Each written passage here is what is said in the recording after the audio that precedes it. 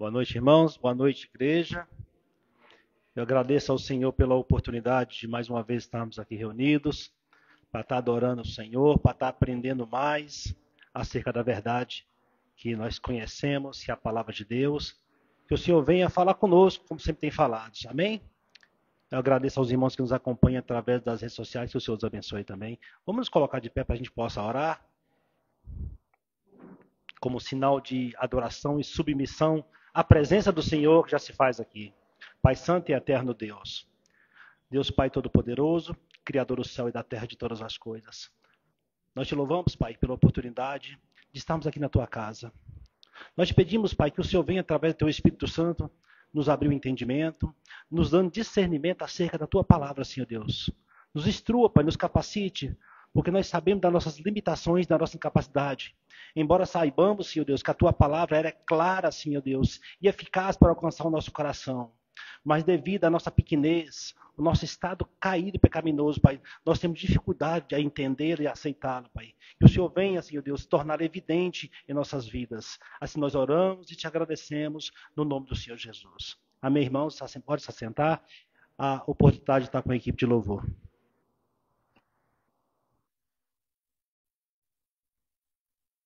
Boa noite, irmãos, graça e paz.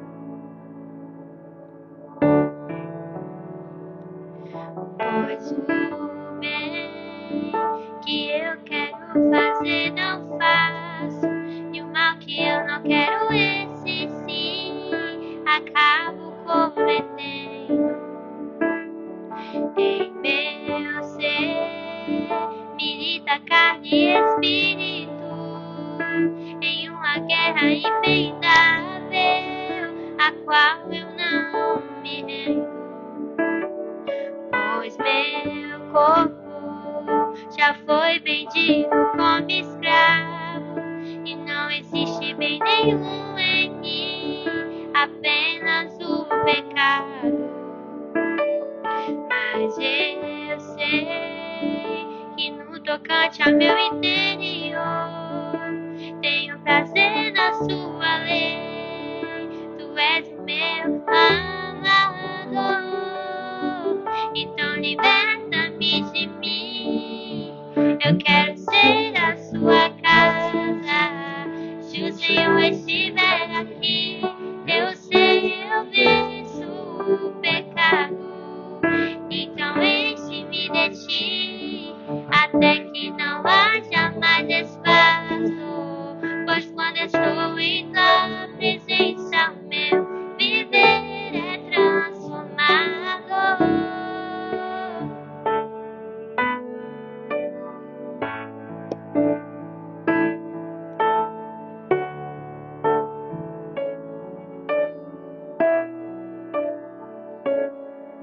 Que reina o Espírito sobre a carne. Agradecemos a oportunidade.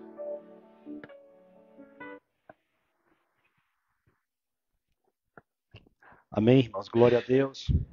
É um louvor maravilhoso que tem despertado-nos, né? Nos despertado para a verdade de Deus. Esse louvor, meu irmão, ele fala muito ao meu coração e eu queria compartilhar com os irmãos. Diante da tua presença, o meu viver é transformado. Exatamente assim. A nossa vida só pode ser transformada. Não tem outra maneira. É somente diante da presença de Deus. Nós que buscamos viver na santidade que o Senhor propôs da tua palavra, nós só podemos alcançá-la se estivermos com Cristo. E não tem outro meio. Mas o problema é que a igreja dos nossos dias tem pregado isso também. Mas qual Cristo? De que Cristo estão falando? Do Cristo que morreu no nosso lugar e diz que passaríamos por aflições por amor do seu nome, ou por o Cristo que morreu para te trazer saúde, riquezas, poderes, posições sociais, estatura social? Qual é o Cristo que você está andando de mãos dadas? Esse é o problema da geração de Paulo, da geração dos que nos antecederam e da nossa geração. Isso nunca mudou, irmão. Nunca mudou. E nunca mudará até que ele venha. Mas compete a mim e a você buscar a verdade. Buscar a verdade. E para nós buscarmos a verdade, nós temos que conhecer qual verdade, o que é a verdade. Pergunte para si mesmo o que é a verdade. Pastor, em que esfera da sociedade? Em qualquer esfera da sua vida, qual é a verdade no casamento? Qual é a verdade na sua vida profissional e financeira? Na sua vida social, na sua vida como cidadão, como filho, como pai, como mãe? Qual é a verdade da vida por vir? Nós sabemos que, embora nós habitemos em corpos de carne corrupto, a nossa essência, o nosso ser verdadeiro, ele é imortal, nós sabemos disso. A nossa alma, ela jamais acabará. Embora nós sabemos disso, nós não sabemos qual destino ela se dará. Nós sabemos que a carne, ela vai voltar para a terra, porque o Senhor disse isso: tu és pó, e ao pó retornarás. Mas uma grande coisa nós temos que ter em mente, todos os dias, e todas as vezes que tomarmos uma decisão em nossa vida, meus irmãos. Qual destino terá minha alma? Sabendo que será eterno o destino. Isso é certo, eterno. Estaremos eternamente com Deus ou eternamente afastados de Deus. Eu até peço desculpa aos irmãos por estar dando início à abertura dessa forma, mas isso de última hora me veio ao coração e eu queria compartilhar com os irmãos, amém? Mas o tema dessa noite, que o pastor trará com afinco, com profundidade, seria as evidências de uma verdadeira conversão. A verdadeira conversão. Mas eu vou deixar isso para o pastor. Eu tenho certeza que ele vai se aprofundar. Eu vou falar o oposto disso, as evidências de uma falsa conversão. Porque aí a igreja vai poder comparar o que está acontecendo em nosso meio hoje. E para tanto, eu queria que os irmãos me acompanhassem na carta que o apóstolo escreveu para o seu filho na fé, o Timóteo. Está lá em 1 Timóteo, no capítulo 4. É interessante, irmãos, que essa mensagem ela é tão maravilhosa que quando a gente passa para ler, a gente fala, gente, mas eu estou lendo o que está acontecendo agora. E isso foi escrito mais ou menos nos anos 60 depois de Cristo. E nós vivemos isso até hoje. Na carta de 1 Timóteo, capítulo 4, nós vamos ver do 1 até o 5. Será uma breve reflexão, embora a princípio pareça não ter nada a ver com o tema, mas diz assim: ora, o Espírito expressamente diz que nos últimos tempos alguns deixarão a fé, dando ouvidos a espíritos enganadores e a doutrinas de demônios, falando mentiras e hipocrisia, tendo a sua própria consciência cauterizada com ferro quente, proibindo o casamento e ordenando a abstinência dos alimentos que Deus criou para ser recebido com ação de graças pelos que creem e conhecem a verdade. No verso 4, porque toda criatura de Deus é boa, e não há nada que rejeitar, sendo recebido com ações de graças, porque é santificada pela palavra de Deus, pela oração. Amém? Então, o apóstolo Paulo, ele está instruindo o seu aluno, o seu filho na fé, o pastor da igreja de Éfeso, como lidar com certas situações, porque aquela igreja, ela é uma igreja que era muito atacada por falsos mestres, falsos profetas, falsos religiosos. Então aqui, ele diz que nos últimos dias, o Espírito expressamente a vida. Meus irmãos, quando ele diz os últimos dias, isso é a partir de Jesus, porque Jesus ele veio morrer para nos resgatar. Então os últimos dias, isso já se iniciou com Jesus. Nós estamos vivendo os últimos dias assim como Paulo estava vivendo. Ele diz que o Espírito expressamente, ou seja, com extrema urgência, ele diz que muitos vão dar ouvidos a espíritos enganadores, a doutrinas de demônios. E o que esses espíritos enganadores, esses espíritos de demônios estariam fazendo nos últimos dias, irmãos? Olha o que diz o verso 2. Falando mentiras em hipocrisia, tendo a sua própria consciência cauterizada. E o que é hipocrisia? É fazer-se de... Aqui Paulo, ele no contexto, ele traz as palavras de hipocrisia no contexto teatral da época, em que as pessoas usavam fantasias para se mostrar que era uma pessoa, mas eram outras pessoas. Isso que é ser um hipócrita, isso que Jesus condenava na religião, dos religiosos. As pessoas aparentemente eram uma coisa, mas no fundo era outra, tinha outras intenções. Isso é ser hipócrita. E ele diz que eles iriam falar mentiras, mas essas mentiras eram provenientes de demônios. Por que eles faziam isso, irmãos? Porque a sua mente, a sua consciência, o seu coração, o seu entendimento estava adormecido, estava cauterizado. E essa palavra cauterizado, ela traz de uma situação médica. Por exemplo, quando se tem um corte em que você pega um ferro quente, estanca, queima a carne para o sangue parar de jorrar, para a pessoa não ter hemorragia e morrer, e ali aquela parte está insensível. Ela para de circular sangue ali, portanto, você não sofre de hemorragia, mas aquela região, ela fica insensível, você não sente mais nada. Então, essas mentiras eram profanadas, era ensinada, sem que ele sentisse nada. Mas ele sabia o que era verdade. Então, essa é a preocupação de Paulo para Timóteo, porque era a situação da época, e a nossa hoje também. Então, muitas igrejas, irmãos, têm proferido ensinos de demônios, longe da verdade. Mas para a gente saber o que é a verdade, nós temos que conhecê-la. E o que o Senhor nos instrui? O que é a verdade? Jesus disse, eu sou a verdade. Então, se Jesus se auto-intitula como a verdade, nós temos que aprender a andar nela. É isso que o Senhor está propondo para a igreja dos seus dias. Para a igreja dos dias de Paulo. Para aqueles que de antemão ele conheceu. Devemos andar nele, nos seus passos, nos seus ensinamentos. Então, irmãos, isso se aplica em todas as esferas, em todas as áreas da nossa vida.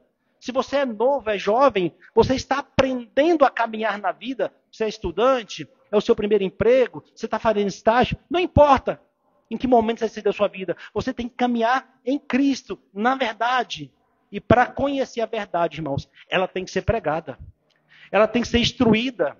Nós temos a obrigação de buscá-la.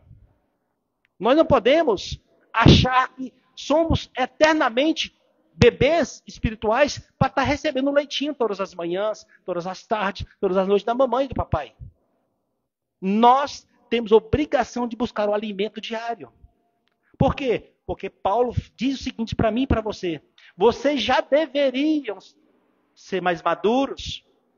Ele está falando cunho espiritual em que pessoas que não desenvolviam a sua espiritualidade correta em Jesus, na salvação, no caminho proposto por Cristo. Pessoas que estavam acostumadas a ficar sentado esperando o mingau. Nós, enquanto igreja no Senhor, temos que buscar, estudar, ouvir palavras, pregações de adoração ao verdadeiro Deus, que cultua a verdade de Deus, para que possamos não ser enganados, ou melhor, para que não sejamos enganados pela mentira disfarçada de verdade, pelo falso evangelho. Essa é a luta de Paulo, e essa é a nossa luta. Não importa, irmão, não importa o que pensem que eu falo. Na reforma protestante, isso foi muito discutido. Só a Escritura, fora dela, irmão, é hipocrisia. É hipocrisia. Nós temos que viver o que o Senhor deixou reservado para mim e para você. Se Ele diz que sexo é somente no casamento, essa é a verdade. Se Ele diz que a mentira não compartilha com a verdade, não minta. Se Ele diz que só há um intermediador entre Deus e o Pai, Jesus Cristo, ressuscitado, esse é o intermediador entre Deus e o homem. Não tem Pedro, não tem João, não tem Maria, não tem José. E por que as pessoas se deixam enganar pela verdade, pela mentira? Por não conhecer a verdade. Por não se esforçarem em conhecer a verdade. Por que um homem ou uma mulher que é casado se entrega ao adultério? Ah, pastor, por que não conhece a verdade? Conhece. Conhece. Sabe por que conhece? Porque o próprio Espírito diz no meu e no seu coração o que é certo e errado. É porque nós não nos esforçamos em resistir ao mal. Esse é o nosso mal. O mal do homem, do ser humano, é não resistir ao mal. Mas a obrigação minha e sua. Porque nós conhecemos, nós sabemos. Nós queremos viver em pecado, mas não podemos. Por que, pastor, que eu não posso ser tão bom pecado? Porque nós estamos mortos. Se nós morremos com Ele, nós seremos ressuscitados. E a contrapartida é, se nós não morremos com Ele, nós já estamos mortos. Em todos os sentidos, seja física e espiritualmente. Então, irmão, se nós queremos dar evidências de um verdadeiro convertido, nós temos que viver a verdade de Deus. Nós temos que viver em Jesus. Eu trouxe aqui três referências bíblicas para a gente refletir antes da mensagem do pastor. Lá em João 8, vai tratar acerca da mulher pega em adultério. Os irmãos se lembram dessa passagem. Lá no verso 11, Jesus pergunta para ela, quem foi que te condenou? Ela, ninguém, Senhor. Ele falou assim, eu também não te condeno. Esse é o papel de Jesus para a sua igreja. Eu também não te condeno, mas vai, não peques mais. Nós temos que viver desta forma, irmão. Andando e não pecando mais. Pastor, mas a gente peca. Eu sei. Mas não tem que ser um estilo de vida. Isso tem que ser exceções na minha e na sua vida. Nós temos que tomar posse desta palavra aqui. Vai, não peques mais. Ou seja, tem que haver uma mudança no meu e no seu coração. Tem que haver uma mudança no nosso estilo de vida. Uma mudança genuína em que o próprio Senhor vê lá no nosso íntimo. Não importa o que as pessoas dizem ou pensam, que você se tornou careta, antiquado. Não importa. Como diz uma brincadeirinha que faz, né? De uma marca de cerveja famosa. É melhor subir quadrado para o céu do que descer redondo para o inferno. E é desse jeito mesmo, irmãos.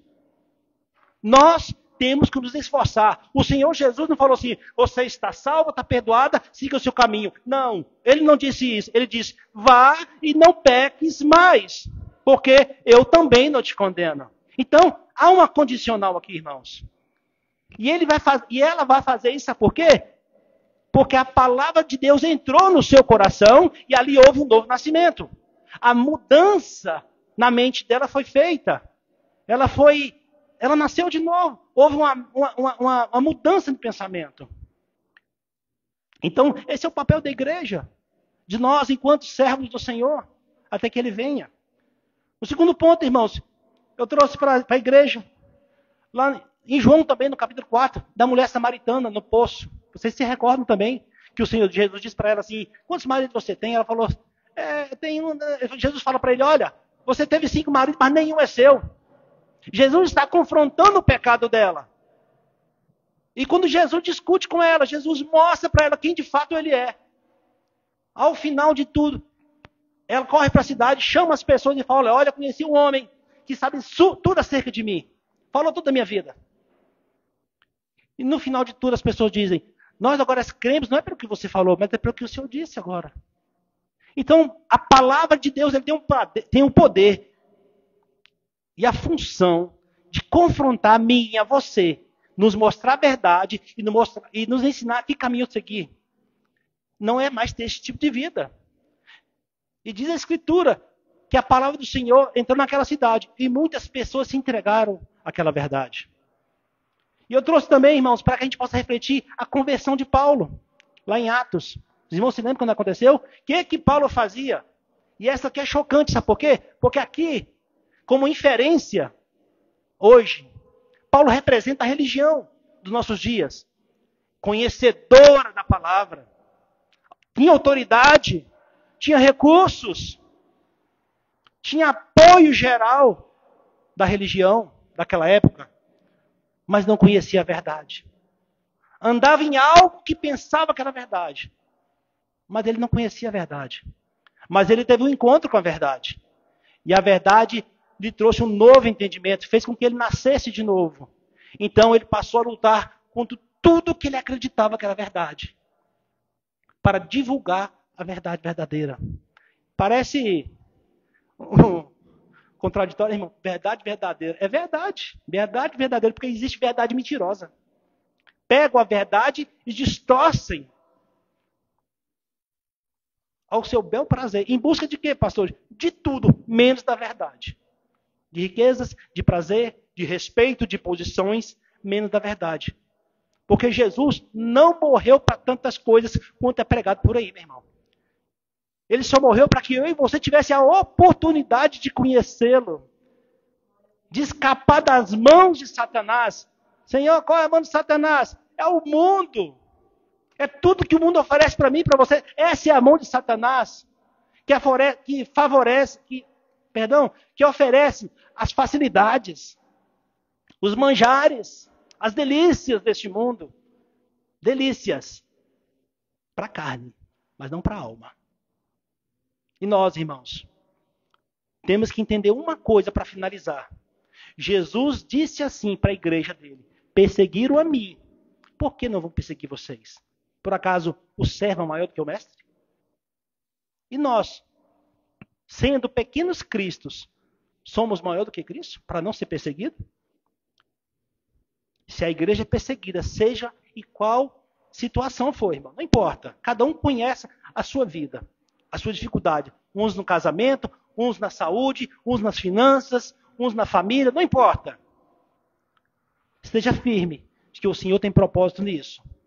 E o propósito de Deus no sofrimento é o quê, pastor? Lá em Romanos nós falamos sobre isso. É cuidar de mim, de você, é tratar-nos. É tirar as impurezas, as durezas, a falta de perdão do meu e do seu coração. É exercitar a paciência, a longanimidade. É amar o outro mesmo sabendo que ele não nos entende.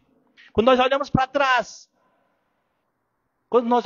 trás, o nosso estilo de vida quando mais novos, será que hoje nós nos condenaríamos? Será que nós seríamos parecidos com alguns religiosos hipócritas da época de Timóteo? Será que a verdade que nós elevávamos no nosso coração era tal qual a desses hipócritas? Por falta de conhecimento? Por ignorância? Ou por falta de interesse de buscar a verdade? Pastor, eu sou tão novo. Quem disse que Timóteo era velho? Quem disse? Quem disse que tem idade para servir ao Senhor? Ele chama quem ele quer, do jeito que está. Ele não chama pessoas capacitadas. Irmãos, Jesus começou o ministério dele, de acordo com a nossa época, mais de 2000 anos atrás, com pessoas iletradas, pessoas que não sabiam falar. Por que no púlpito tem que subir alguém que só sabe falar? Não precisa pegar pessoas eloquentes para levar a palavra de Deus. Precisa de pessoas que levam a verdade. Que mostrem que eu e vocês em Cristo não somos nada, estamos mortos. Pastor, então você quer a Cristo. Isso não vem de mim nem de você, irmãos. O fato de eu servir a Cristo ou não é só evidência de quem eu sou. Do que Ele fez por mim. Isso é fruto, isso não vem de mim, não vem de você. Mas nós temos que mostrar quem somos para as pessoas. Não ser conivente com as coisas erradas. Não ser conivente com a mentira. Vocês acham que esses mártires, que os profetas, que os apóstolos foram perseguidos por quê? Porque aceitaram Jesus? Não, não é por isso não, irmão. Não é porque veio na frente lá de Jesus, levantou a mão e falou, Senhor, eu te aceito. Não foi por isso não. Foi por viver o que Jesus ensinou. Se eu e você começar a viver o que Jesus ensina na Bíblia, você vai ser perseguido. Primeiro dentro de casa, para os seus. Isso é certo. Mas as evidências de uma verdadeira conversão, irmãos, ela tem que estar ligada no meu e no seu coração todos os dias.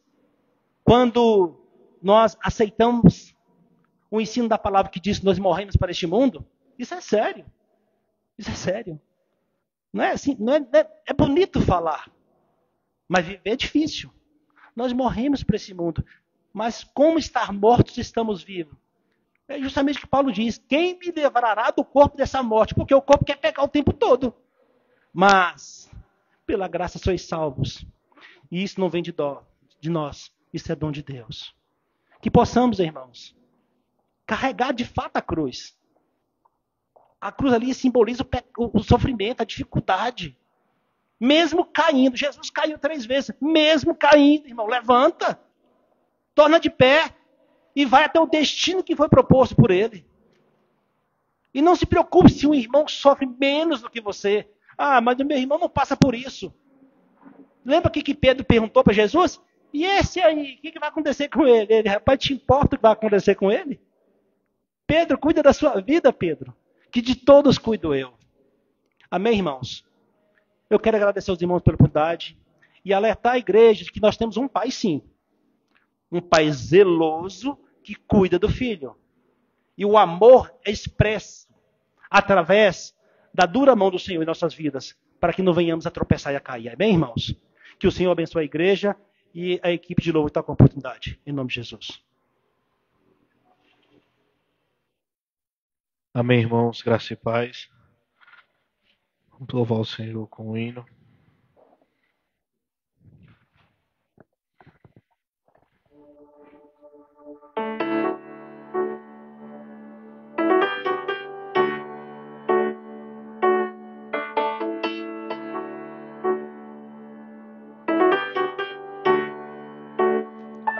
Te amo, Deus. Tua graça nunca falha. Todos os dias eu estou em tuas mãos. Desde quando me levanto até eu me deitar, eu cantarei a bondade de Deus. És fiel em todo tempo. Em todo tempo tu és tão bom. Com todo fôlego que tenho, eu cantarei da bondade de Deus. Tua doce voz que me guia em meio ao fogo, na escuridão, tua presença me consola. Sei que és meu Pai e que amigo és. Eu vivo na bondade de Deus. És fiel em todo tempo. Em todo tempo tu és tão bom. Com todo o fôlego que tenho, eu cantarei da bondade de Deus. És fiel em todo tempo. Em todo tempo tu és tão bom. Com todo o fôlego que tenho, eu cantarei da bondade de Deus. Agradecemos a oportunidade.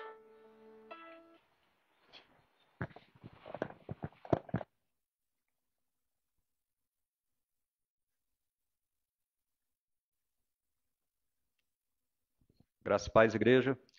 Vamos ficar de pé, vamos orar pelo preletor desta noite, amém? Amém, glória a Deus. Oremos, Senhor nosso Deus, nosso Pai, graças te damos, ó Deus, pela tua bondade, pela tua misericórdia. Nós, neste momento, ó Deus, queremos interceder pela vida do pastor Rafael. Nós te pedimos, ó Deus, que o Senhor continue abençoando com sabedoria, discernimento que vem do alto, que Ele possa trazer as tuas verdades, ó Deus, e que essas verdades venham transformar as nossas vidas, ó Pai, conforme a tua vontade, conforme os teus ensinamentos. A tua palavra é preciosa para nós, ó Deus. Por isso, ilumina a nossa mente, ilumina a mente de cada um que vai ouvir esta palavra, para que seja transformada e moldada segundo a tua vontade. Tira de nós, ó Deus, tudo aquilo que possa dispersar a nossa atenção e que nós tenhamos, ó Deus, os nossos olhos fixos naquilo que verdadeiramente importa e para o crescimento espiritual do teu corpo. Nós te pedimos, Pai, em nome de Jesus e te agradecemos. Amém.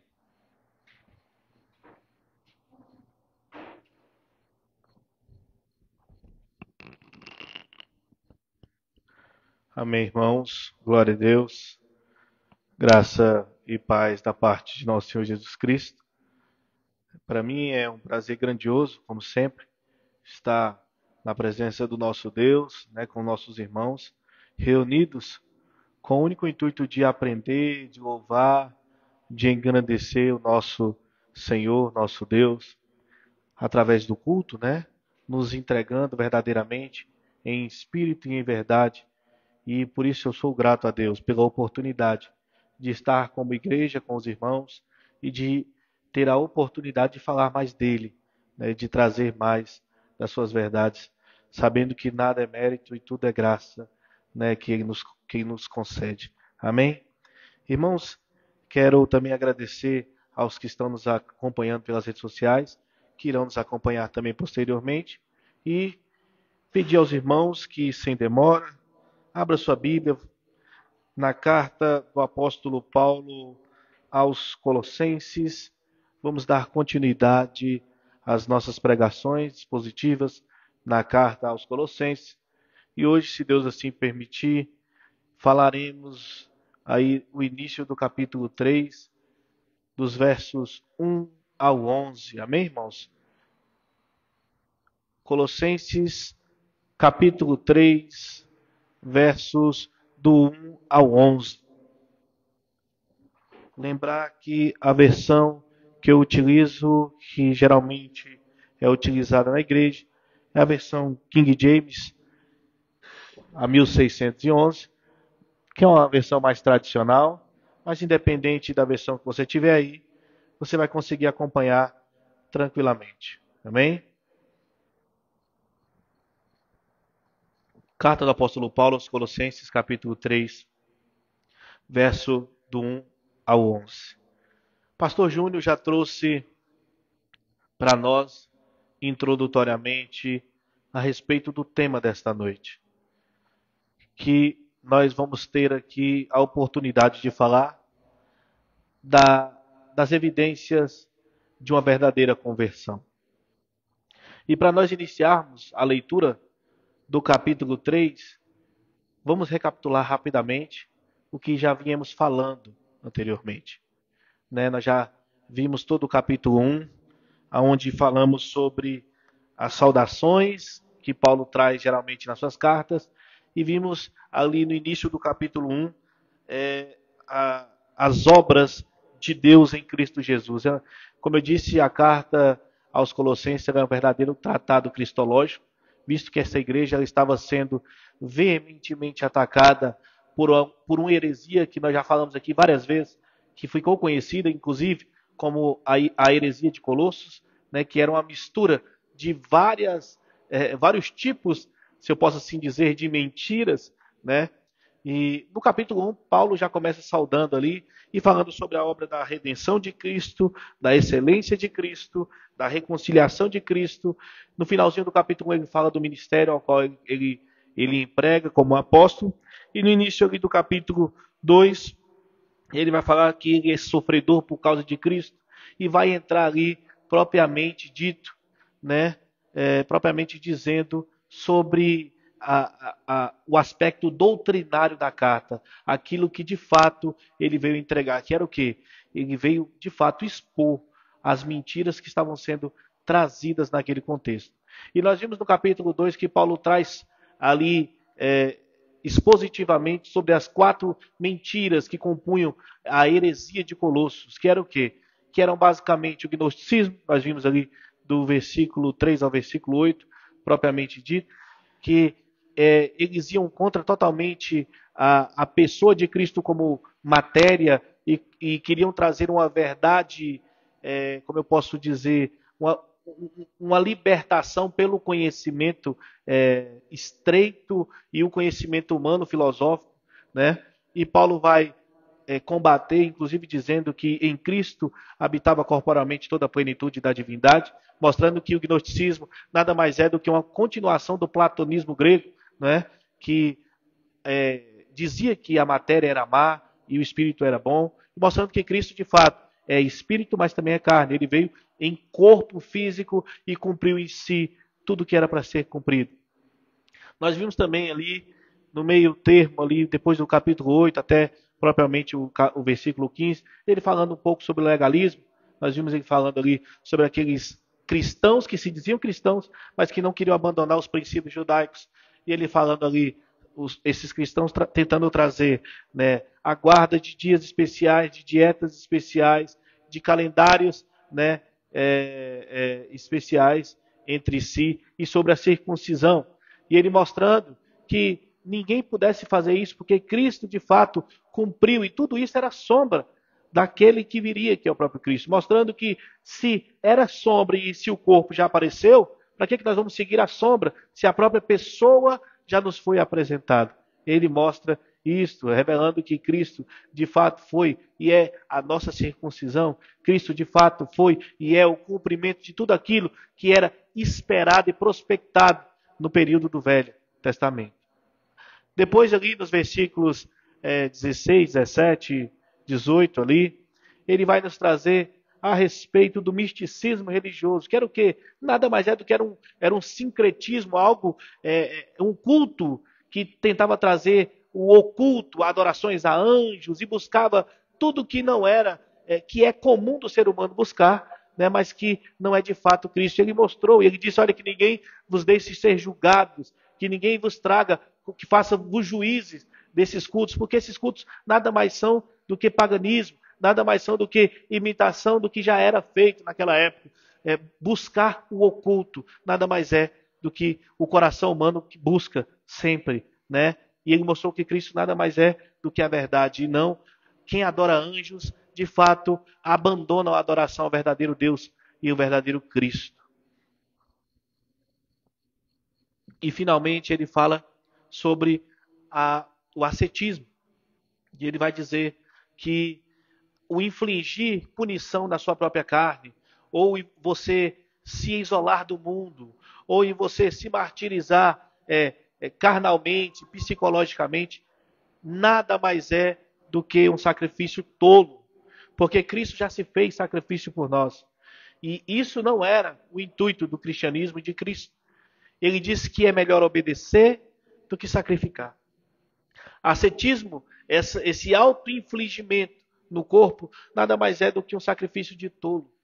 Mostrando que nada do que nós possamos fazer, tanto como força, como punição, ou como se isolar, poderia de fato trazer ou agregar em algo a mais na salvação de Cristo Jesus.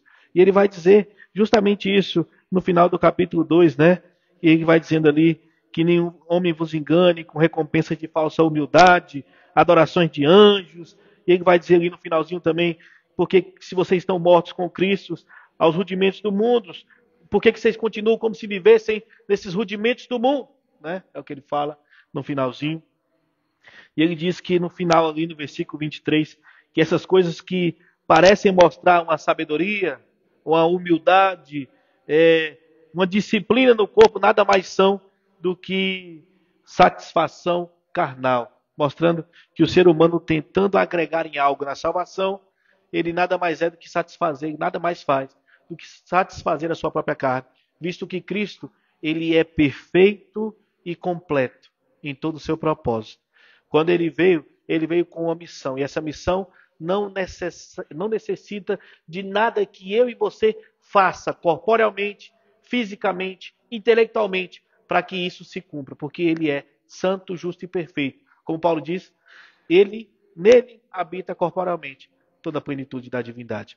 E aí, terminando esse aspecto da carta aí no final do capítulo 2, ele inicia o capítulo 3 mostrando, e aqui nós podemos ver uma diferença entre a explanação, como eu posso dizer, a explanação teórica dos princípios de Deus, para uma mudança agora no capítulo 3 de um avivamento prático dessas explanações. Então, ele passa da teoria para a prática. Ele vai mostrar que essa teoria, ela de fato tem um aspecto que é visível na minha e na sua vida. Então veja, o tema dessa noite não é por acaso. Essa evidência de uma verdadeira conversão, ela começa, claro, que no princípio, na aplicação teórica, na prática do que Deus de fato fez e Cristo fez em nossas vidas. Mas tudo que Cristo, Deus, o Espírito Santo fez e faz em nossas vidas, ele não só nos torna aprendentes eternos dele, ouvintes eternos dele, não, mas praticantes das verdades que são contidas na palavra de Deus. Então, tudo o que Paulo mostra e o que acontece, ele fala que de fato isso tem que ser aplicado. E aí é onde ele inicia o capítulo 3, e onde nós leremos hoje. E ele inicia assim: então,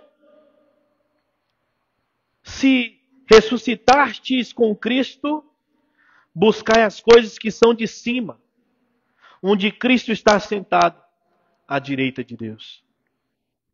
Afeiçoai-vos às coisas que são de cima, e não às coisas da terra. Porque já estáis mortos, e a vossa vida está escondida com Cristo em Deus. Quando Cristo, que é a nossa vida, aparecer, então também vós aparecereis com Ele em glória. Mortificai, portanto, os vossos membros que estão sobre a terra: a fornicação, a impureza, a afeição desordenada, a vil concupiscência, a avareza, que é a idolatria. Pelas quais coisas vem a ira de Deus sobre os filhos da desobediência, nos quais também andastes em outro tempo, quando viveis nela. Mas agora, despojai-vos também de tudo, da ira, da cólera, da malícia, da blasfêmia, da comunicação obscena, da vossa boca. Não mintais uns aos outros, pois que já vós despistes do velho homem com seus feitos, e vos vestistes de novo homem, que se renova para o conhecimento, segundo a imagem daquele que o criou, onde não há grego, nem judeu, circuncisão, nem incircuncisão, bárbaro, cita, servo, livre, mas Cristo é tudo em todos. Amém, irmãos? Ele inicia justamente o capítulo 3 nos mostrando a prática da verdadeira obra de Cristo. Por que Paulo inicia desse jeito? Porque ele começou a carta mostrando que naquela igreja que ele estava escrevendo, na igreja de Colossos, de fato existia um remanescente fiel que vivia a vontade de Deus, mas outros estavam sendo bombardeados por mentiras. O pastor Júnior acabou de trazer. Pessoas que estavam enganando com hipocrisias e cauterizando a mente de alguns, e muitos com a mente cauterizada, verdade. E aí ele inicia o capítulo 3 mostrando a diferença de pessoas que de fato creram e mudaram, tiveram um coração renovado, morreram para o velho homem, das pessoas que de uma maneira mentirosa, de uma maneira perspicaz, hipócrita, diziam que eram cristãos, mas não viviam como cristãos. E isso se evidenciava nas práticas baseadas nos princípios anteriores que ele citou. Na obra de Cristo, na redenção de Cristo, na salvação de Cristo, na pessoa de Cristo e no poder de Cristo. E ele inicia dizendo, olha, o texto não poderia se iniciar de uma maneira melhor para essa transição. Ele diz assim, então, se ressuscitartes com Cristo. Algumas versões vão estar assim. Então, já que ressuscitaram com Cristo, e ele já começa assim, irmãos, para dar aquele beliscão, aquela chamada de atenção. Veja, se posicione agora. Eu disse tudo isso, essas mentiras que eram pregadas, tudo que estava acontecendo, ascetismo, gnosticismo, judaizantes, misticismo religioso, tudo isso não faz parte da obra de Cristo.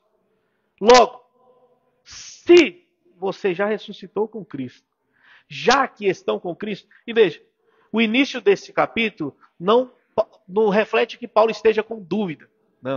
Não é uma indicação de que Paulo tenha dúvida de que pessoas ressuscitaram com Cristo. Não. É interessante que nas versões mais atuais ele já mostra assim, né, que é um indicativo de certeza. Já que ressuscitaram com Cristo, né, já que vocês estão com Cristo, mostrando que de fato existia um remanescente que estavam sim em Cristo e ressuscitaram com Cristo. Por que ele diz isso, irmãos? Porque de fato a obra de Cristo está em todo cristão. Como assim, pastor? Quando Cristo ele veio para um propósito, que era o quê? Para cumprir a vontade de Deus. Se entregar como sacrifício a todo aquele que crê. Para todas as ovelhas que são dele. Ele diz que todas as ovelhas que o Pai deu para ele, de maneira nenhuma ele lançaria fora. Dizendo assim que o seu sacrifício ele é perfeito e eficaz em todo o seu cumprimento. O sangue dele não é à toa. Jesus Cristo não morreu e verteu o seu sangue para ser desperdiçado. Então o que ele fez de fato é verdadeiro, tem veracidade. E se tem veracidade, ele tem uma eficácia. Como assim? Todo cristão morre com Cristo e ressuscita com Cristo e glorificará e será glorificado com Cristo. O interessante é que lá em Romanos 8,30, quando ele vai mostrar aquela corrente de ouro da palavra de Deus, aquela corrente que ele diz que aquele que nos elegeu, ele nos chama, e quando ele nos chama, ele nos justifica, e quando ele nos justifica, ele nos glorifica, ele bota tudo no passado, mostrando que o plano de Deus, no coração de Deus, cada cristão como eu e você, já foi justificado, já foi chamado, já foi escolhido, chamado, justificado e glorificado. O pastor Júnior usou um termo aqui interessante. Toma posse dessa palavra. Tem sido uma palavra pejorativa utilizada hoje, né? Que as pessoas usam. Toma posse da bênção. Toma posse do dinheiro. Toma posse do carro. Toma posse do que você quiser. Mas, de fato, ela é verdade quando nós utilizamos no contexto correto. Eu e você tem que tomar posse do quê? Do sacrifício de Cristo, que é verdadeiro. Que é verdadeiro, real e eficaz. Eu e você, quando tomamos posse do sacrifício de Cristo, nós entendemos que a sua morte em nosso lugar, a sua ressurreição, mostrando que de fato Ele é o Filho de Deus, que Ele é Deus, e a sua glorificação tem efeito em cada um de nós como Filho de Deus. E é o que Paulo inicia aqui. Portanto, então, se já que vocês estão ressuscitados em Cristo, existe uma evidência. Não tem como vocês ressuscitar em Cristo e viver como mentiroso, como hipócrita, acreditar que o sábado salva, que o alimento pode te levar para o inferno, que se você não guardar os dias, você vai para o inferno, se você não for circuncidado, você vai para o inferno, acreditar que se você se martirizar, se você se bater, se você se isolar, você vai ser salvo. Não, acreditar que as conversas de anjo são superiores às conversas de Cristo. Não. Ele está dizendo, então se vocês já estão ressuscitados com Cristo, logo existe uma evidência. Ele diz qual é a evidência? Buscai as coisas que são de cima. Buscai as coisas que são de cima. Irmãos, é interessante isso, porque a ordem aqui é totalmente relevante nesse texto. Eu queria que os irmãos olhassem comigo o texto e entendessem o que nós estamos falando aqui. Porque existe um cristianismo que é pregado hoje, que ele entende que você busca as coisas que estão de cima, estão lá no alto, para ser salvo. Que você busca as coisas de Deus para alcançar a salvação. Mas esse texto aqui nos mostra que é o inverso. Você só é capaz de buscar as coisas de Deus, a santidade, se você foi ressuscitado com Cristo. Se a obra de Cristo já está em você. A busca pelas coisas de cima nada mais é do que a evidência do que já aconteceu com a minha e com a sua vida. Olha o que ele diz. Então, já que você ressuscitou com Cristo, já que você já está ressuscitado com Cristo, busca as coisas de cima. Ele não está dizendo, busca as coisas de cima para ser ressuscitado. Não, você foi ressuscitado. Então, busque as coisas de cima. Veja, irmãos, é uma capacitação de Deus em nós para buscarmos as coisas de cima. Então aqui, irmãos, nós temos aqui uma divisão. Uma divisão entre joio e trigo, entre ovelha e bode, entre filho de Deus e criatura. Porque só é possível buscar as coisas de cima quem de fato ressuscitou com Cristo. E aqui, irmãos, é duro a palavra, é complicado, muitas das vezes a gente está no meio de pessoas e nós analisamos e vemos as pessoas falando de coisas que estão fora totalmente do contexto da palavra de Deus. E a gente fica, meu Deus, como é que essa pessoa não consegue enxergar? Não conseguirá, irmãos, se não tiver ressuscitados com Cristo. É triste. Muitas das vezes está na nossa própria casa, no nosso próprio convívio.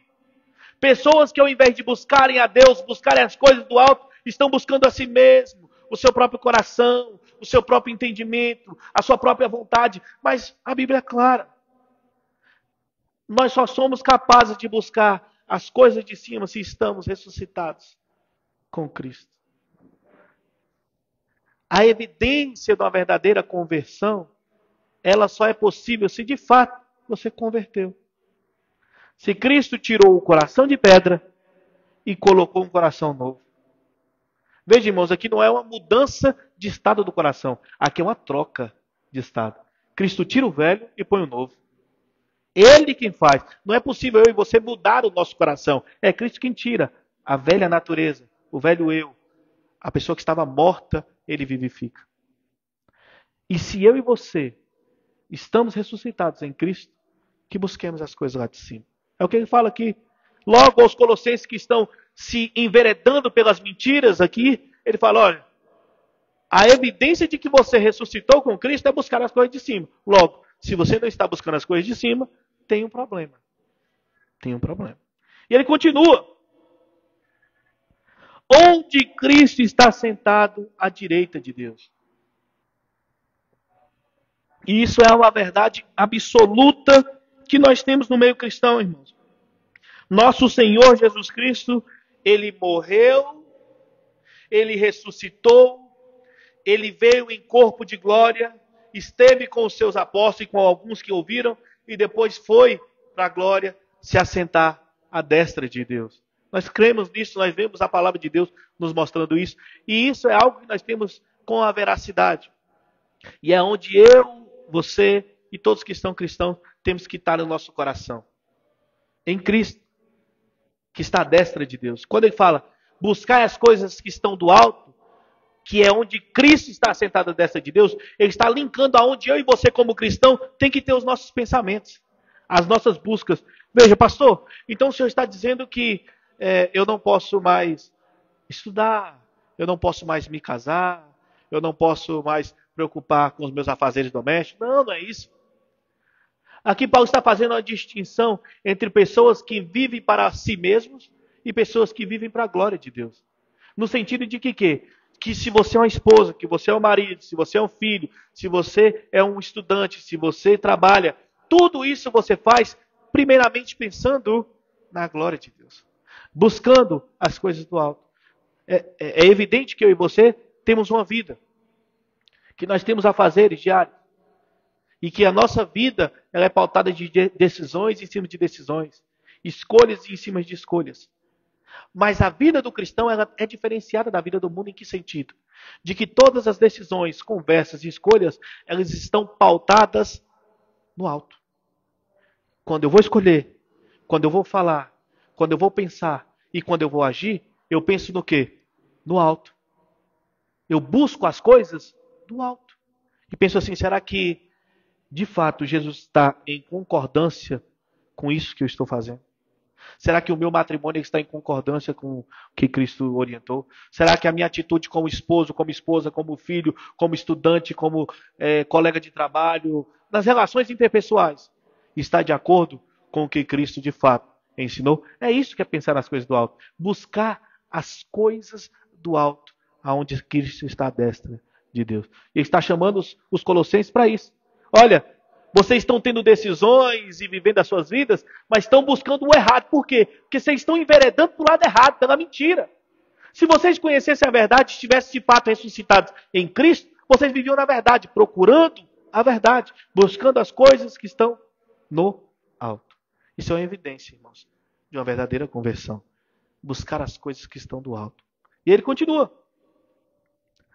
Afeiçoai-vos, algumas versões está conclamai-vos, buscai-vos mais, amai-vos mais.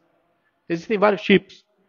Afeiçoai-vos às coisas que são de cima e não às coisas da terra. Mais uma vez, aqui ele não está dizendo para você se isolar.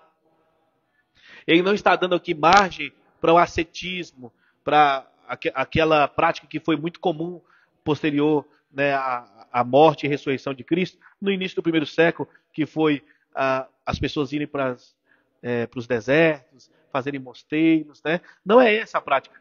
Não quer dizer que você tem que se isolar do mundo, até porque Cristo vai nos instruir, e nós já vimos, que nós somos sal na terra. Nós somos luz no mundo. Não é se isolar, é ser sal, é ser luz, é ser como uma cidade edificada em cima do monte, visível, mas para a glória de Deus. E ele diz assim, afeiçoai-vos às coisas de cima e não às que estão da terra. O que ele está dizendo aqui? Que a vida do cristão nada mais é do que prioridade. E essa prioridade é Deus, é Jesus, é a verdade. Que por mais que nós temos uma vida comum, uma vida cotidiana, nós somos pessoas, somos seres humanos. O que nos diferencia dos outros é o quê? A prioridade. Qual é a diferença do cristão para o não cristão? Se não é a mente transformada e um pensamento cristocêntrico. Qual seria a diferença nossa? Como as pessoas podem nos diferenciar? Eu e você com uma criatura que não crê em Cristo. Ele é ser humano, ele tem vontade, ele tem desejo, ele tem percepções, ele tem relações interpessoais. A diferença é o quê? O pensamento cristocêntrico. A busca pelas coisas do alto. É deixar de se afeiçoar mais pelas coisas terrenas e buscar mais as coisas de Deus. Isso é uma evidência de conversão. É o que Paulo está dizendo aqui. Veja, não estou falando para você sair do mundo, mas para você não ser corrompido por ele. Não estou falando para você sair do mundo, mas para você influenciar o mundo em prol do reino de Deus. Não ser influenciado. Afeiçoai-vos mais pelas coisas que estão lá em cima do que pelas coisas da terra. Veja, irmãos, aqui ele já está nos mostrando a diferença da natureza de o Filho de Deus e dos que estão no mundo. Porque, de fato, aqueles que estão no mundo, eles estão mortos em seus pecados e delitos. E os filhos de Deus nada mais são do que salvos e libertos do poder da morte e do pecado. Mas ainda estão em corpo. E se não vigiarem, eles podem tropeçar e cair. O que nos diferencia é a consciência de que a nossa prioridade é Cristo e é que a nossa força está em Cristo e que nós temos que buscar as coisas lá de cima. E ele continua dizendo, olha o que ele diz aí. Versículo 3, ele dá justamente isso, essa evidência do que eu acabei de dizer. Olha o versículo 3. Porque já estáis mortos e a vossa vida está escondida em Cristo e em Deus. Com Cristo e em Deus. O que significa de fato estar mortos? É justamente no sentido da morte de Cristo. Quando Cristo morre, ele de fato cumpre em si aquilo que nada poderia aplacar. Ele cumpre em si aquilo que eu e você merecíamos passar. Que é o quê? A punição pelo pecado. Se nós formos olhar ao pé da letra, cada um de nós, quando nos levantamos até nos deitarmos, de minuto a minuto merecíamos ser fulminados pela ira de Deus. Por quão presunçosos, pecadores, teimosos nós somos. Mas Cristo, com um plano perfeito, ele vem cumprir aquela vontade do Pai de que é o quê? De que todos aqueles que são dados a ele são salvos por ele, são libertos por ele, pela sua morte, pelo seu sangue vicário. Logo, quando Cristo morre, a sua morte tem efeito em cada um dos que estão nele. Que é o quê? Nos dá a possibilidade de morrer também. No sentido de que? Morrer para o pecado. Morrer para o poder do pecado. E para, como eu posso dizer aqui, para o efeito que o pecado traria em nós. Que é o quê? A ira de Deus, que é a morte eterna.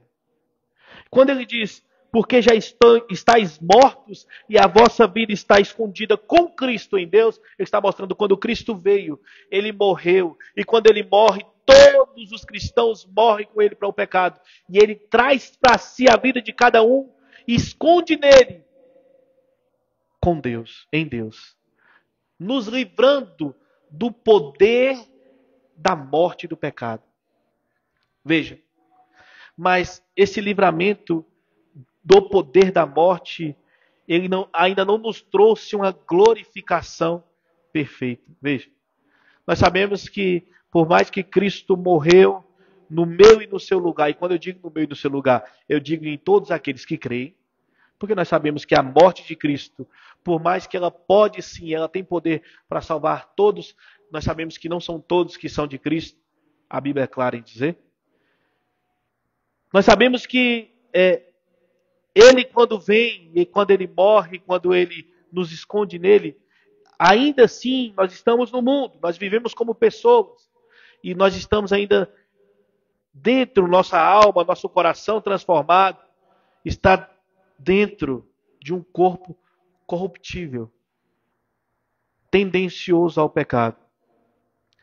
E qual é a diferença então, pastor, de um cristão que crê em Cristo e morre com ele, de uma pessoa da rua, que não conhece a Deus e não crê em Cristo? Simples. Cristo nos capacita a resistir o mal, a fugir do pecado, a resistir e a vencer o pecado. Porque como está escrito em Romanos, como está escrito em Efésios, como está escrito aqui mesmo em Colossenses, todos aqueles que estão em Cristo, de fato, eles têm a capacidade, pelo poder do Espírito Santo de Cristo, de fugir desse mal, de sair, de se abster do mal, de resistir ao mal. Enquanto as pessoas que não creem em Cristo e que vivem pelo seu próprio pensamento, eles são deixados para a sua própria sorte, para viverem as suas próprias concupiscências e viverem de acordo com o seu próprio coração. E como diz Jeremias, o coração do homem é enganoso. Não há quem queira a Deus. Enganoso é o coração do homem. Não há quem queira a Deus. Como diz o profeta, a nossa justiça diante de Deus é como trapo de imundícia.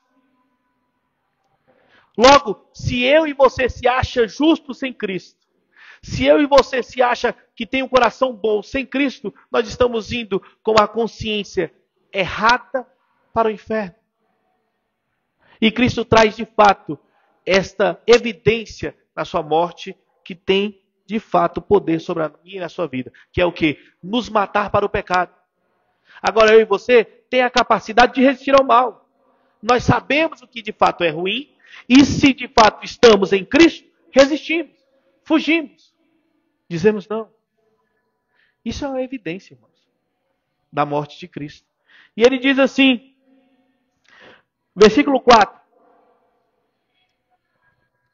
Quando Cristo, que é a nossa vida, aparecer, então também vós aparecereis com ele em glória. E aqui, ele faz uma espécie de, como eu posso dizer, ele está aqui rebatendo, de fato, as heresias que eram pregadas naquela época, de quê? De que a verdade só poderia ser alcançada pelo conhecimento, como os gnósticos. Que o corpo é mau e o espírito que é bom. E ele utiliza dessa troca de palavras aí, né, desse jogo de palavras, quando ele usa o termo escondida, que a nossa vida está escondida com Cristo em Deus, mostrando que anteriormente, no período do Velho Testamento, o plano perfeito de Deus não estava visível ainda. As pessoas não tinham um pleno conhecimento do que de fato ia acontecer. Mas quando Cristo vem, ele se revela. Ele se revela e esconde a minha e a sua vida que crê nele. Por que isso? Porque para o mundo, as coisas de Deus são loucura. Para o mundo, a verdade de Deus parece não existir. As pessoas não conseguem, quando eu digo as que não creem em Deus, não conseguem fazer a diferenciação de que crer em Deus de fato salva. E acha que tudo é comum. Acha que eu e você é como ele. Que eu e você de fato vive igual ele para o propósito dele. E isso se faz escondido. Por quê? Pela vontade de Deus. É assim que Deus quer. Que a minha e a sua vida esteja escondida com Cristo em Deus. Para quê? Para que seja revelado naquele dia quando ele vier. Então naquele dia, como diz o texto, que é a nossa vida, Cristo que é a nossa vida, quando ele aparecer, nós apareceremos com ele também em glória. Então veja, a vida do cristão ela tem um propósito e não é terreno. Por mais que vivemos no mundo, que cresçamos no mundo, que temos relações com o mundo, que temos relações interpessoais, o nosso foco não é aqui. O nosso foco é eterno, é na glória de Deus, é estar glorificado com Cristo, que é infinitamente melhor. O pastor Júnior trouxe aqui, a alma, ela é de fato imortal. E Cristo diz que naquele dia, quando ele voltar, a terra vai entregar seus corpos, a água, o fogo, e todo joelho se dobrará. Toda língua confessará que Jesus é o Senhor. E quando ele vier, irmãos, o cristão de fato que está em Cristo, ele quer aparecer como o quê? Em glória com Cristo. Ele quer estar em glória com Cristo. E é isso que de fato vai acontecer. Por mais que no mundo pareça que nós somos a mesma coisa, que pareça que nós somos a mesma coisa que as criaturas, que pareça que não tem diferenciação entre cristão e não cristão, tem sim. E é interessante isso, irmãos, porque nós sabemos que pelo meio da graça comum, existem pessoas que vivem no mundo de maneira reta. E quando eu digo reta, eu digo de maneira, como eu posso dizer, humanamente correta. As pessoas olham aquilo e dizem, aquela pessoa é boa. Na capacidade humana, visto com o julgamento humano. Existem pessoas que aparentemente são boas, que têm os pensamentos bons, parecem que têm os feitos bons, mas nós sabemos que sem Cristo nada podemos fazer. E alguns que de fato creem em Cristo não vivem como essas pessoas que estão no mundo, quando eu digo assim. E por isso que muitas das vezes nós, como seres humanos, não conseguimos diferenciar e ver de fato quem está em Cristo e quem não está. Porque essa é a função, é do próprio Deus, é de Cristo mesmo. Se nós tivéssemos a capacidade de saber quem é de Deus e quem não é de Deus, a gente seria seletivo, a gente seria julgador.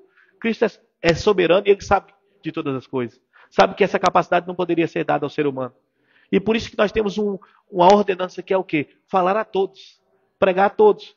Porque o ser humano ele chama, de fato, universalmente. Mas Cristo, ele tem os seus. E os seus irão ouvir. E é este o intuito, irmãos. Que a vida dos que são de Deus, dos que são de Cristo, estão escondidas em Cristo, com Cristo, em Deus. E nisso nós acreditamos e crescemos. E quando Ele vir, nós viremos com Ele também em glória. Graças a Deus por isso. E Ele diz, depois de dizer todas essas evidências, né? De que nós estamos ressuscitados com Cristo, que nós morremos com Cristo, que nossa vida está em Cristo, com Cristo em Deus. Ele nos dá uma ordenança.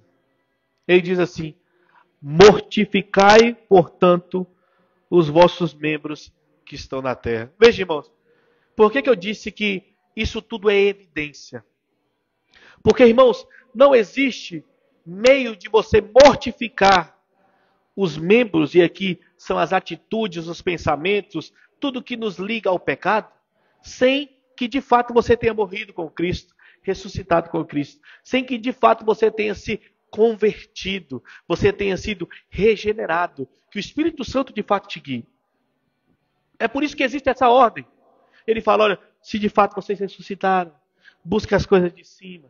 Se de fato vocês não se afeiçoem às coisas do mundo, mas se afeiçoem às coisas lá de cima. Porque vocês morreram com Cristo. A vida de vocês estão com Cristo em Deus. Por isso, mortificai, portanto, os vossos membros que estão sobre a terra. O que está dizendo o quê, irmãos? Ele está fazendo uma referência àquilo que nós já vimos lá em Mateus capítulo 5, no Sermão do Monte. Jesus nos mostrando que nós temos que resistir ao mal. Nós vimos que Cristo diz lá no sermão que se o olho te faz pecar, arranca-o, né?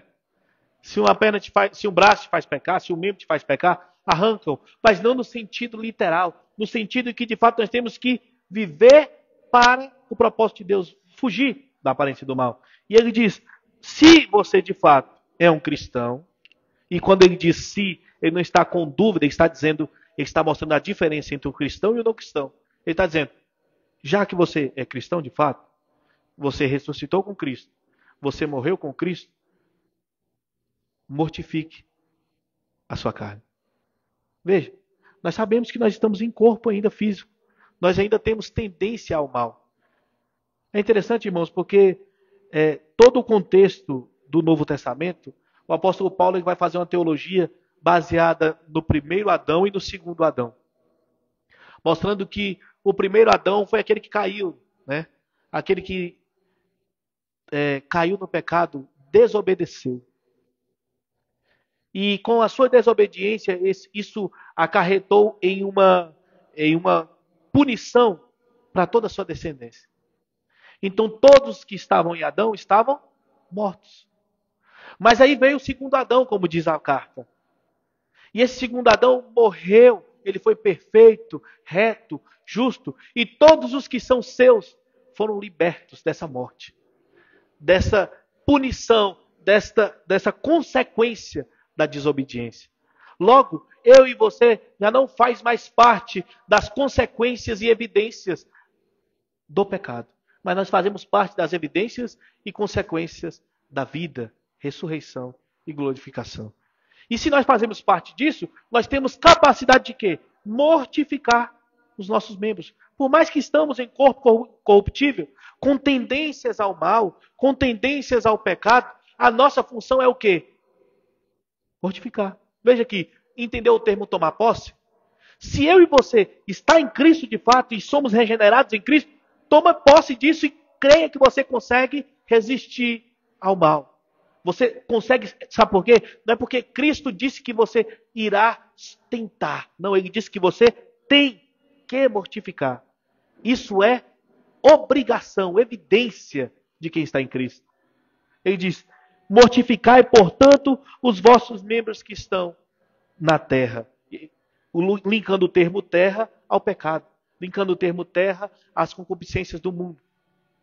E aí ele cita algumas. Ele cita aqui 5 nesse primeiro tópico. Fornicação, impureza, afeição desordenada, vils concupiscências e avareza, que é a idolatria. Aqui, irmãos, ele cita 5, mas nós sabemos que este elencar de 5 evidências de não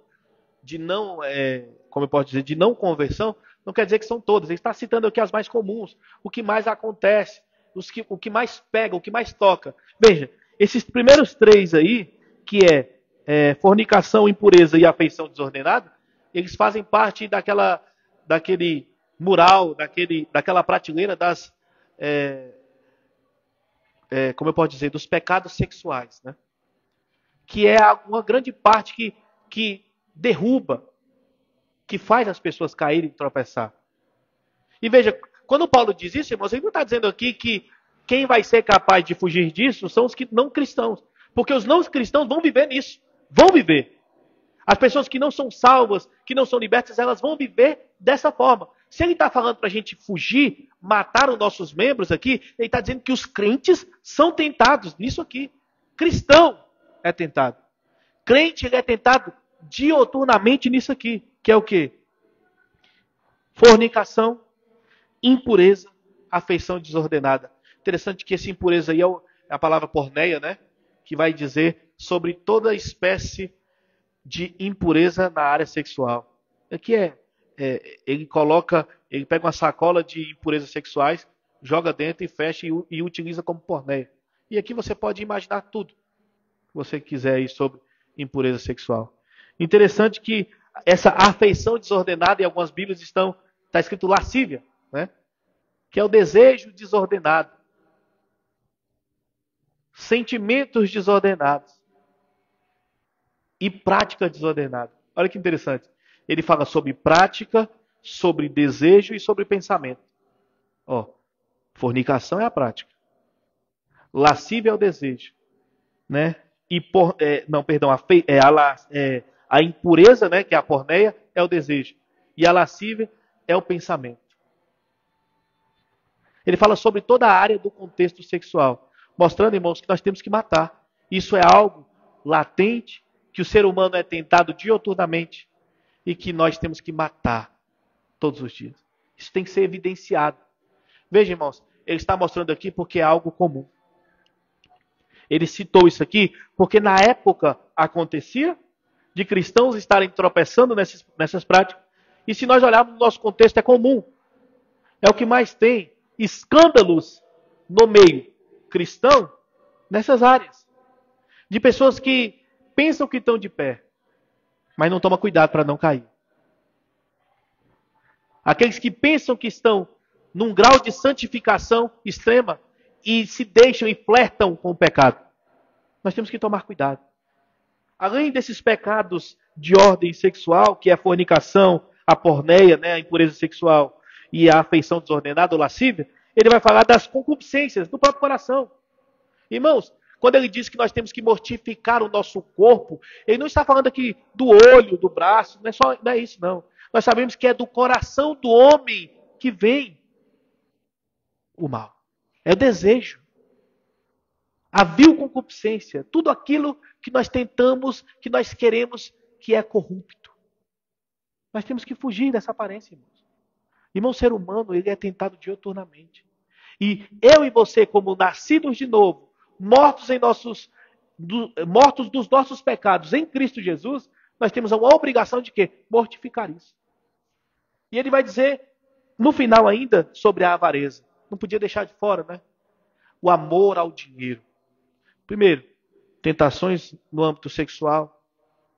Aí nós podemos elencar, nós já sabemos, adultério, né, desejos impuros e vários outros tipos de pecados que existem.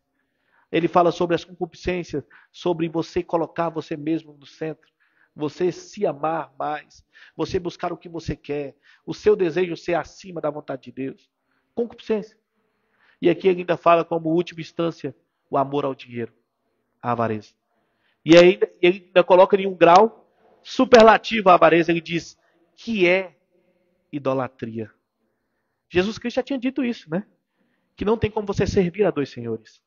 Ou você serve a Deus, ou você serve ao dinheiro. Ou você serve a Deus, e ele utiliza o termo lá em Mateus, mamon, que era o Deus do dinheiro para os gentios. E nós sabemos, irmãos, que o que Paulo cita aqui é no que mais as pessoas são tentadas. Existem várias tentações? Sim. Mas nós temos que mortificar. Irmãos, ele elenca isso aqui, nos mostrando que a evidência da salvação é fugir disso aqui. Fugir. Resistir.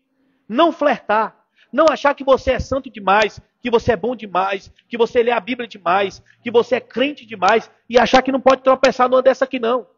Flertar com o pecado, irmãos, é dar vazão ao diabo. É ser imprudente. E ele diz, mortificai a vossa carne, vossos membros que estão na terra. Fuja da aparência do mal.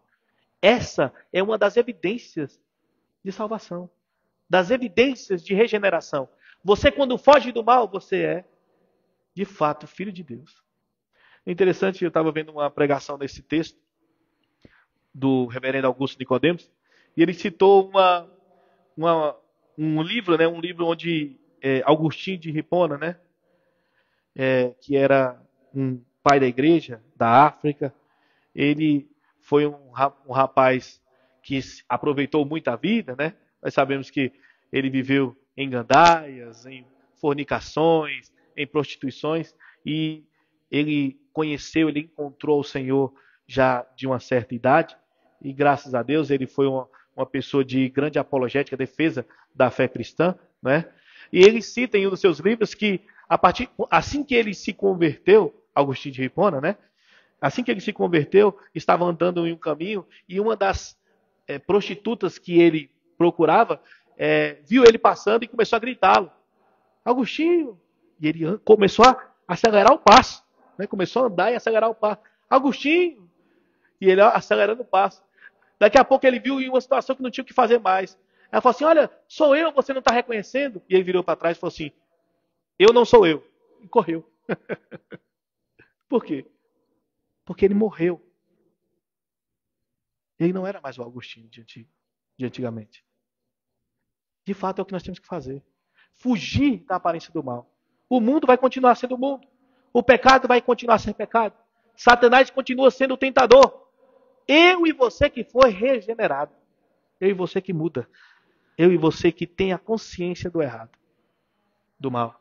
Nós temos que fugir da aparência do mal. Mortificar o nosso corpo na terra. E ele diz, versículo 6, vai dizer justamente o que acontece com as pessoas, com as criaturas que vivem nessas desordenanças. Olha o que ele diz.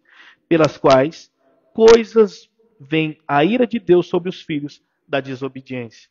Ele acabou de citar aqui fornicação, porneia, lascívia, concupiscência, avareza.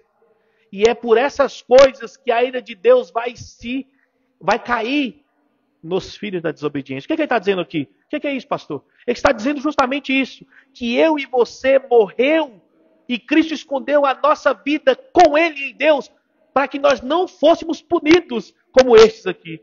Que vão ser punidos por quê? Porque não resistem. Porque não conseguem resistir ao mal. Cai na pornografia, no adultério, na avareza, na fornicação, na lascívia, nas concupiscências da carne. Eles vivem para isso. Aqueles que não creem em Deus, aqueles que não são regenerados, eles não conseguem resistir. Eles vivem para o pecado. E é por isso que a ira de Deus vai cair sobre esses. Por quê? Porque são filhos da desobediência. E aqui, irmãos, é um contraste justamente em o que eu disse. Que Adão, ele desobedeceu. Mas veio um segundo Adão, que é Cristo. E foi perfeito em tudo. Se eu e você está em Cristo, com Cristo em Deus, nós morremos para a velha natureza, para o velho eu, para a velha descendência adâmica, pecadora. E agora nós temos uma descendência com Cristo. A Bíblia vai dizer que nós vamos ser cordeiros de Deus com Cristo, que é infinitamente melhor. E se nós vivemos nisso, nós não seremos aplacados com a ira de Deus. Porque nós não fazemos parte mais dos filhos da desobediência. Nós fazemos parte agora dos filhos da obediência, da verdade, da graça de Deus. Né? E aí no versículo 7 ele diz assim: nas quais também andastes em outro tempo, quando viveis nela. Veja, irmãos, Paulo aqui não é hipócrita. Paulo sabe que está escrevendo para uma igreja, para filhos de Deus, mas que outrora não conheciam e viviam em quê? Em desordenança, em pecaminosidade. Paulo era um, eu era um, você era um. A nossa diferença é justamente essa. Outrora, como ele diz no versículo 7, as quais também andastes em outro tempo eu e você, fazia parte desses filhos da desobediência, que não conhecia, que não era convertido, que não tinha o sacrifício em nosso favor. E quando eu digo que não tinha, é porque não tinha sido ainda chegado o tempo, não tinha sido chamado ainda. Vivia desordenado. Ele disse: outrora vocês eram assim, filhos da desobediência. Então mortificai os vossos corpos que estão na terra, porque essa função, viver dessa forma, não é do vil de quem é filho de Deus. Não é característica de quem de fato foi regenerado. E aí ele continua no versículo 8. Mas agora, despojai-vos. Ele já tinha dito, né? Mortificai o corpo. Agora ele fala, despojai-vos. E o termo despojar nada mais é do que tirar, se despir, né? Podemos utilizar o termo de tirar a roupa, se tirar, desnudar. Ele fala, despojai-vos também de tudo. E quando ele fala despojai-vos aqui, ele está falando do velho homem, da tendência ao pecado, da natureza adâmica, terrena.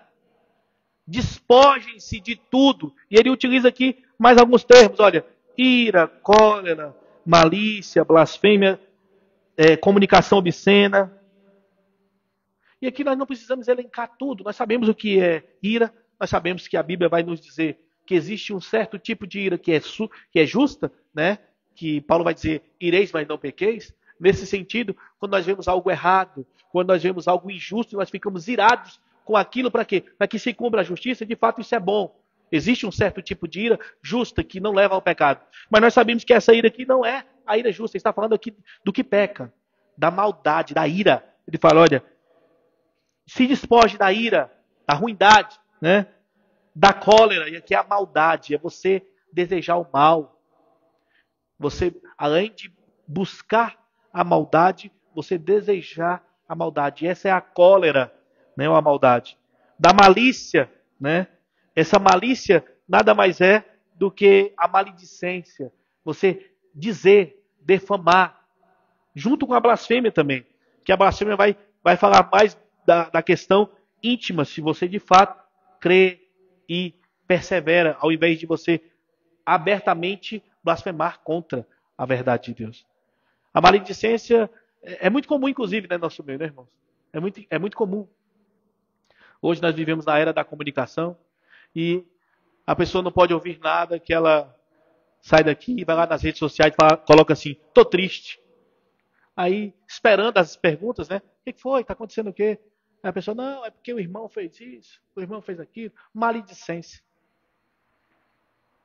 Pessoas que não sabem resolver como cristão os seus problemas. Pessoas que preferem maldizer as pessoas.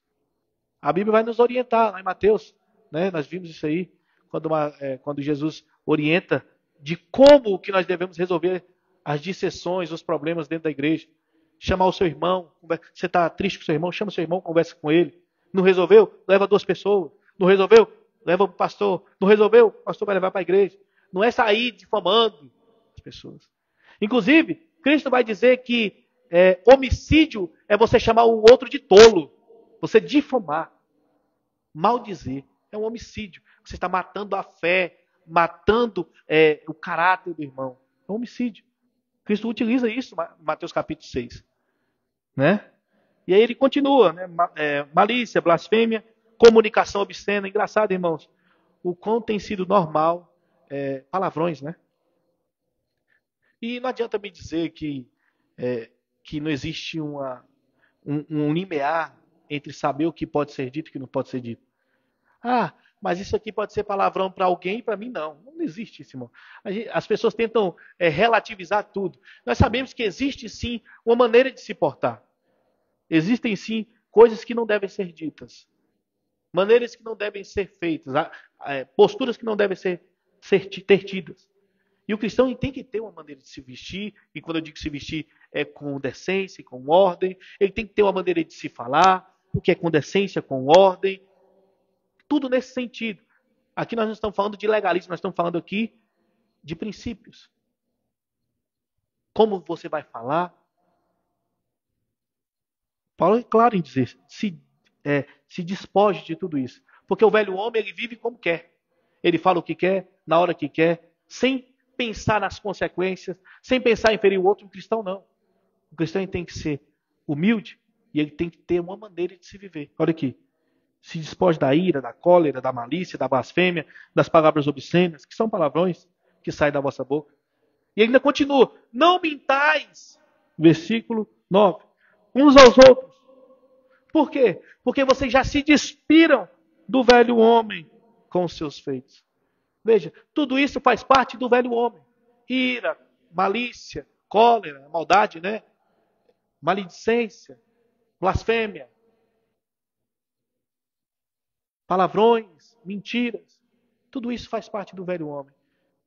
E, infelizmente, dentro do meio cristão tem sido comum que nós possamos nos despir disso. Por quê? Porque isso é evidência de uma verdadeira conversão. É evidência de que você morreu e ressuscitou com Cristo e Ele te glorificará. Isso é evidência. Evidência de que o sacrifício de Cristo está presente em sua vida. É evidência. Resistir, irmãos. Por quê? Porque você já se despiu do velho homem. E aí continua no versículo 10. E vos vestistes de novo homem, que se renova para o conhecimento, segundo a imagem daquele que o criou. Nada mais é, irmãos, do que você matar, mortificar e despojar da sua natureza. Natureza terrena. E se vestir de quê? De Cristo. Da verdade. Do Evangelho. Morrer para os pecados e concupiscências e nascer para a verdade de Deus. Se despojar da mentira, das concupiscências, da ira, da fornicação, da lascívia, da maldade, de tudo que pertence ao mundo e se vestir da verdade do Evangelho, da piedade de Deus, das práticas em que Cristo nos ensinou. Essa é uma evidência da verdadeira conversão. E ele termina, irmãos, e nós já estamos terminando.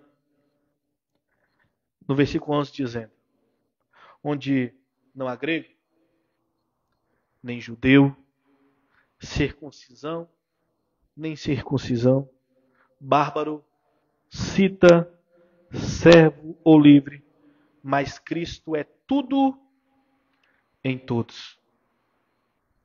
E aqui ele termina essa parte sobre a prática e a evidência da conversão como pessoal, porque até o versículo 11 ele fala da pessoa, pessoalmente.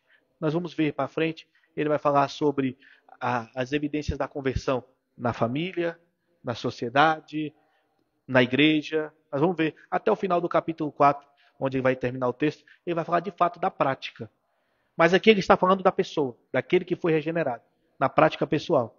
Ele termina dizendo que não existe diferença étnica, porque nós sabemos que naquela época, no Velho Testamento, o povo judeu foi separado para ser a imagem do Deus vivo, com o propósito de que o Messias, o Cristo, Filho de Deus, viesse desse povo. Mas tudo isso era sombra daquilo que viria. E Cristo salvaria todas as nações da terra. Nós sabemos que a promessa para Abraão foi: em ti serão salvas todas as nações da terra. E quando é todas, não no sentido de todas as pessoas, mas existem remanescentes em todas as nações da terra que serão filhos de Deus. E aqui ele diz: porque não existe agora judeu, não existe gentio, não existe a prática da circuncisão com a prática da incircuncisão, não existe aqui bárbaro e bárbaro aqui aquelas pessoas que viviam em Roma, né, viviam ali no contexto grego, mas não usavam das linguagens gregas, não usavam das práticas gregas, né, eles viviam ali naquele contexto, mas eram tidos como bárbaros, né? Como assim? É interessante isso aqui, irmãos, para vocês terem noção do que é. É uma espécie daquelas palavras que a gente utiliza de acordo com o que nós escutamos. Por exemplo, clicar. Clicar, nós chamamos de clicar porque nós ouvimos um barulho de clique, né? Clique, clique, clique. Bárbaro é a mesma coisa em grego, que é o quê? Os gregos eles chamavam as pessoas de bárbaro porque não falavam a linguagem grega e nem romana, e eles escutavam assim, chamavam de bárbaro. É por isso que a palavra aqui é bárbaro, né? Então, quando eles falam bárbaro, eram pessoas que viviam naquele contexto, mas não falavam romano nem grego e viviam, né, com as suas próprias costumes. E aqui ele cita também o cita que já não faz parte do contexto grego e nem parte do contexto romano. São pessoas de outras etnias, né?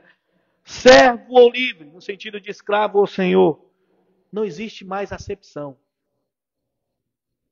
Cristo é tudo em todos. Irmãos, essa palavra é muito forte. Cristo é tudo em todos. Aqui Paulo ele finaliza o seu argumento quebrando tudo que tinha sido dito no capítulo 2. Sobre os gnósticos, sobre os judaizantes, sobre os místicos, sobre os ascéticos. Pessoas que tentavam cooperar com a salvação de Cristo, tentavam diminuir Cristo, tentavam diminuir a pessoa de Cristo, tentavam acrescentar revelações de anjos, tentavam acrescentar experiências pessoais. Ele diz: olha, não existe mais circuncisão, incircuncisão, gentil ou judeu, bárbaro, cita, servo ou senhor, não existe, porque Jesus é tudo, tudo em todos. E aqui, este tudo em todos, nós já entendemos o que é tudo em todos. Ele é tudo em todos que são dele, que nasceram de novo, que morreram com Cristo, que ressuscitaram com ele. Por isso que o termo começa: já que vocês ressuscitaram, já que vocês morreram, vivam assim. Matem a carne. Despojem-se do velho corpo, do velho homem.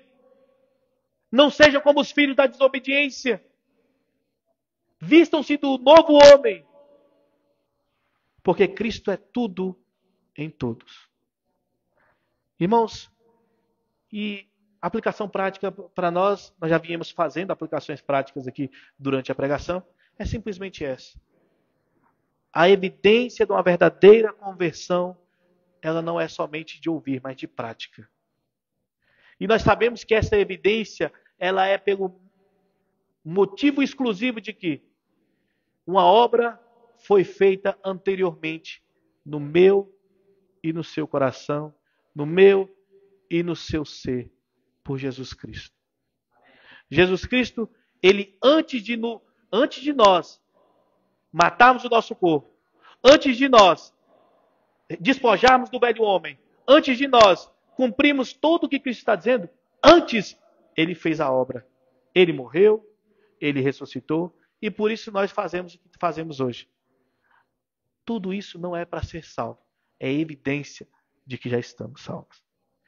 Se eu e você estamos salvos, irmãos, e se vivemos nas práticas que vimos aqui, tem alguma coisa errada. Que nós possamos analisar a nossa vida como cristão, tomar posse da salvação de Cristo, que é verdadeira, perfeita e eficaz. Não diga que é salvo e viva como um morto. Não diga que é salvo e viva como um filho da desobediência. Se você faz isso, algo está errado. Se você é salvo e vive mentindo, de duas uma. Ou Jesus está mentindo, ou você está errado. E nós sabemos que Jesus não mente. Se você é salvo ou vive nas concupiscências da carne, na desobediência, tem alguma coisa errada. Logo, que nós possamos evidenciar na prática Jesus que habita em mim e em você. O Espírito Santo que nos cela e nos revela a verdade para a glória de Deus. Amém? Que Deus abençoe. Sou grato pela oportunidade e gostaria de convidar o grupo de louvor. E logo após o pastor Júnior estará encerrando o culto. Amém? Boa noite, irmãos, graça e paz.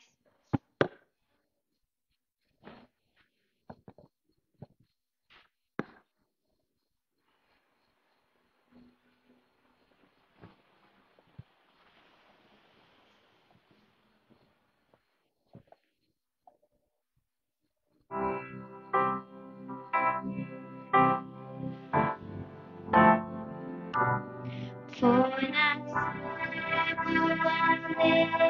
e perdido vaguei, longe, longe do meu Salvador. Mas o céu ele desceu e seu sangue verteu pra salvar um tão pobre pecador. Foi na cruz, onde um dia eu vi meus pecados castigados em Jesus. Foi ali pela fé que os olhos abri e agora me alegro em sua luz. Eu ouvia falar dessa graça sem par que do céu trouxe o nosso Jesus. Mas eu surdo me fiz, converter-me não quis ao Senhor que por mim morreu na cruz. Foi na cruz, onde um dia eu vi meus pecados castigados em Jesus. Foi ali pela fé que os olhos abri e agora me alegro em sua luz. Mas um dia senti meu pecado e vi sobre minha espada da lei. Apressado fugi e em Jesus me escondi e abrigo seguro nele achei. Foi na cruz, onde um dia eu vi meus pecados castigados em Jesus. Foi ali pela fé que os olhos abri e agora me alegro em sua luz. Quão ditoso então este meu coração, conhecendo o excelso amor que levou meu Jesus a sofrer lá na cruz pra salvar um tão pobre pecador. Foi na cruz, onde um dia eu vi meus pecados castigados em Jesus. Foi ali pela fé que os olhos abri e agora me alegro em sua luz. Agradecemos a oportunidade.